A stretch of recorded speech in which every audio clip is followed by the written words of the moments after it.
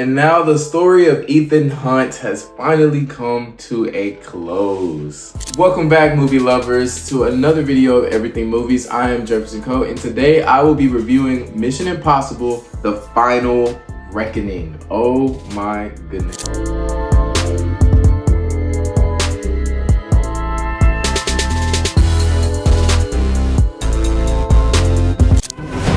CIA Black Vault break-in.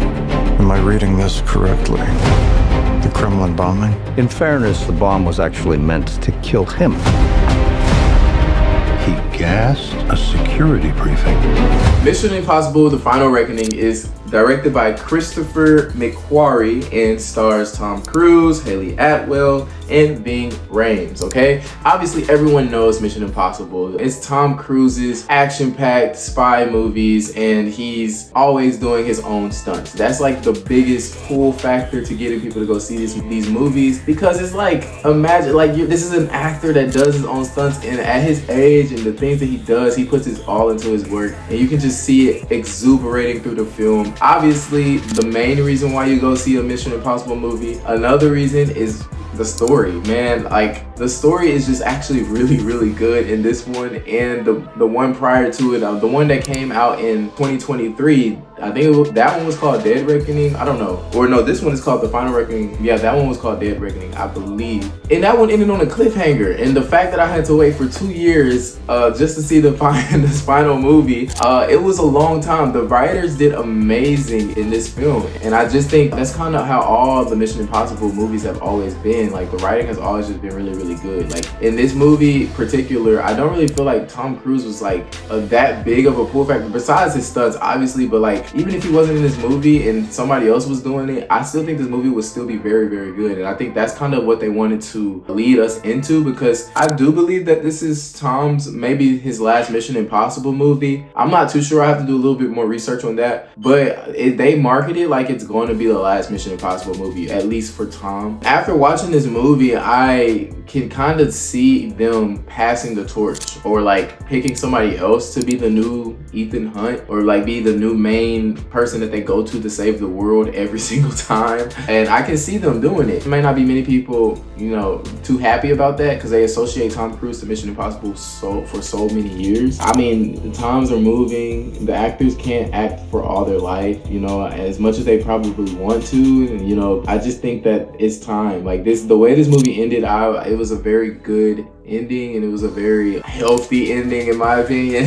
Like, I was like, yeah, I can see them moving on. So anyway, as far as the plot, this follows what happens in the last film. I don't know if you've seen the last film, but basically they're fighting this AI entity. The entity is like trying to wipe out the human race, and he's trying to, whoever, I can't remember who created the AI. Basically, it developed, and it's like taking over all of the human. In this movie, this goal is to take over all of the nuclear bombs in all the world, and just shoot them and cause world destruction. And so Ethan's mission, his impossible mission, is to basically stop that from happening. And so I don't want to get too deep into it. The beginning of the film does do a good recap of the last film. So even if you haven't seen the last film, I would say just really pay attention in the very beginning, and you can kind of catch on. You'll be good for this last movie. If you just want to just hop on the bandwagon and just quickly watch this movie because you're hearing other people talking about it, sure, like, watch it. And the first like 10 minutes, or maybe 5 or 7 minutes, they really do a good job in explaining the last movie. So other than that, I thought this movie was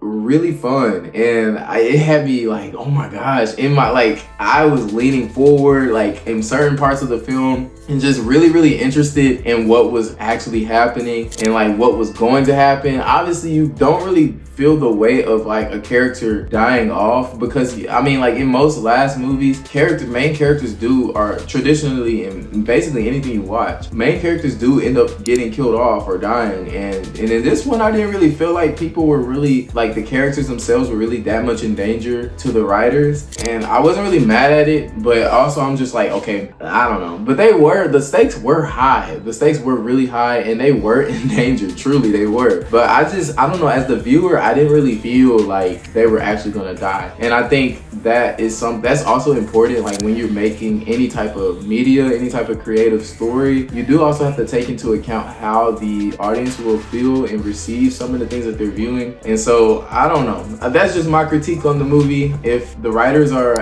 ever happen to stumble upon this movie, I hope they take this critique not in a bad way, but in like a learning way. Like maybe like this is just I'm only one person, this is how I felt. Overall though, I think this film was really fun. I enjoyed every minute of it. I was fully engaged. It was a long movie, but it didn't feel long. Like I was literally engaged the entire time, and that's one of the biggest things that I critique in movies. Like, can you keep the audience engaged, especially in our day and age when we have things like TikTok and fast short form videos and stuff like that? It's hard to keep the people engaged. And for me, I was genuinely like, oh my god, what is gonna happen? And yes, sometimes the movie does get a little corny and it does get like a little unbelievable. Like, come on now, you know he was supposed to die if this was real life, like in certain parts of the movie. But that kind of plays into the classical aspects of films. Like I really enjoy that, you know, like sometimes you just kind of have to believe in the make-believe. And it's just like in the old-fashioned Indiana Jones, or like the old Mission Impossible movies, Men in Black, all those older classics kind of have some unbelievable things that happen, and you're just like, there's no way that they could have survived in that. Obviously, you know, it's just a film, and you kind of have to just believe the story, and that was the fun part of it. I mean, it was just an enjoyable ride, and I think that if you want a summer movie to start off, come on now, this is it. Like this is a good summer film to really get your juices going and just get excitement flowing through you. Because when I tell you, I was pumped and I was leaning forward and everything, like I was just like, dang, this is good. I really felt like I had walked out of the film, and I really felt like watched a good movie. So overall, I give this film like a 7.5 out of 10, you know, 7.5 out of 10. And I recommend anybody that's like into spy movies, action movies, Tom Cruise, Mission Impossible, like if you just like all that stuff, this is a movie for you. That is all for this video. Please drop a like, comment, subscribe, and share the video if you really enjoyed this. Tell me in the comment section, have you seen the movie? Are you a big fan of Mission Impossible? Don't spoil it though, because there's a lot that happens, but you know, just talk about it. I'll definitely love to continue that conversation with you. That'll be all for this video, and I thank you all so much for watching and going along with me on this journey. I will see you all in the next video.